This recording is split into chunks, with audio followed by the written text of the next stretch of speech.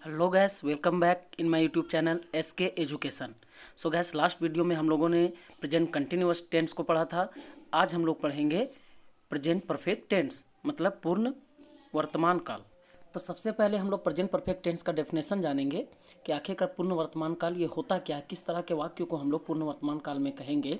तो इसके लिए ये सिस्टम है कि यदि कोई वाक्य से हमको पता चले, कोई सेंटेंस से हमें पता चले कि जो कार्य वो हाल फिलहाल में, मतलब वो वर्तमान में समाप्त हो चुका है, मतलब काम जो था वो पूरा हो चुका है, तो उन तरह के वाक्यों को हम प्रेजेंट परफेक्ट टेंस में समझेंगे।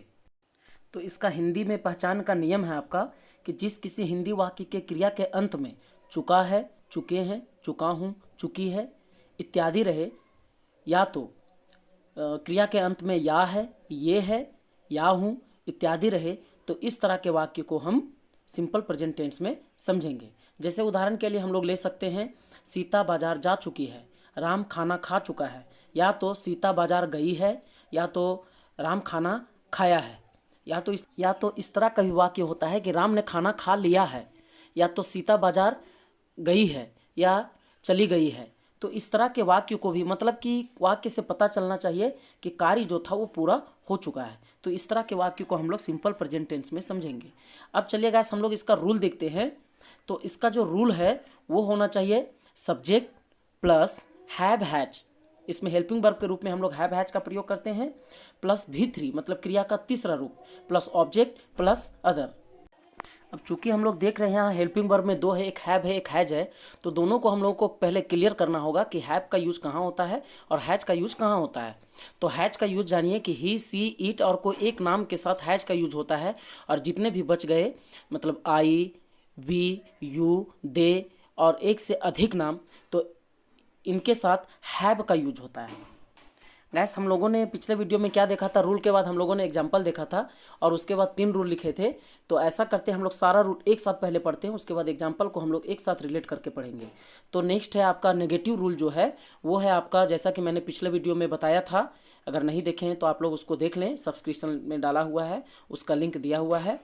तो नेगेटिव का रूल हो जाएगा subject plus have has plus note plus V3 plus object plus other.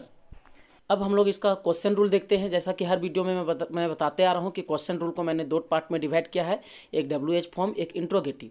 तो पहला आपका इंट्रोगेटिव है, हमने बताया हुआ है कि हेल्पिंग वर्ब को बस उठा के आगे कर देना है। तो चलिए, इसका इंट्रोगेटिव का रूल हो जाएगा have has plus subject plus V3 plus object plus other plus question mark. और आपका WH फॉर्म का जो रूल है वो हो जाएगा WH plus have has plus subject plus V3 plus object plus other plus question mark. अब हम लोग इसका एग्जाम्पल देखेंगे। तो गैस, पिछला वीडियो मैंने जब डाला था तो बहुत सारे व्यूअर्स का ये कमेंट था कि सर जो आप एग्जाम्पल डालते हैं थोड़ा सा लॉन्ग टाइप में डालिए, क्योंकि छोटा छोटा ट्रांसलेशन तो हम लोग आसानी से बना लेते हैं। लेकिन गैस, इससे हम लोग क्या करेंगे, थोड़ा लॉन्ग लॉन्ग टाइप का सेंटेंस जो है वो ट्रांसलेट करेंगे, क्योंकि हम लोग को अब लॉन्ग लॉन्ग थोड़ा सा ट्रांसलेशन भी सीखना है। तो चलिए हम लोग कुछ एग्जाम्पल्स लेते हैं। तो गैस, जैसा कि आप स्क्रीन पर देख रहे हैं, मैंने एक एग्जाम्पल लिया है, अब्दुल अपने माता पिता के साथ रांची गया है। तो सबसे पहले मैंने जो 8 मिनट वाला वीडियो डाला था, जो नहीं देखे वो देख लेंगे, है ना। सबसे पहले हम लोग इसको नंबरिंग करेंगे, मतलब 1 नंबर में कौन, 2 में कौन, 3, 4, 5 नंबर में कौन होगा। तो हमारा रूल में सबसे पहले आता है सब्जेक्ट। तो सबसे पहले सब्जेक्ट हमारा यहाँ कौन हुआ, अब्दुल। उसके बाद आपका आगे रूल में है हैव या तो हैज। चूंकि अब्दुल एक नाम है तो इसलिए हम लोग यहाँ हैज का यूज़ करेंगे। अब आगे आपका रूल में है V3, मतलब यहाँ पर हमको ये देखना कि वर्ब क्या है, मतलब क्या काम हो रहा है। तो यहाँ जाने का काम हो रहा है, मतलब गया, गया है, तो जाने का इंग्लिश लिखेंगे, तो गो, तो उसका V3 होता है गोन। जैसा कि गैस मैंने पिछले वीडियो में बताया था कि अगर गो के बाद जब भी कोई प्लेस रहे तो उसके बीच में हम टू का यूज करते हैं। इसीलिए मैं आपको कहता हूँ कि एक भी वीडियो मिस ना करें, कड़ी से जुड़े रहें। तो गैस, हमारा रूल में आगे है ऑब्जेक्ट। चूंकि देख रहे हैं इस वाक्य में कोई ऑब्जेक्ट नहीं है, तो आगे चलेंगे अदर में।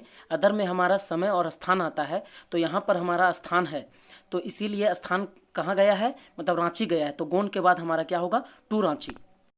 अब इसके अलावे वाक्य में जितने जो बच जाते हैं उसको हम लोग लास्ट में ऐड करते हैं। तो यहाँ बच गया माता पिता के साथ, तो के साथ को इंग्लिश में विद कहते हैं और माता पिता का पेरेंट्स कहते हैं।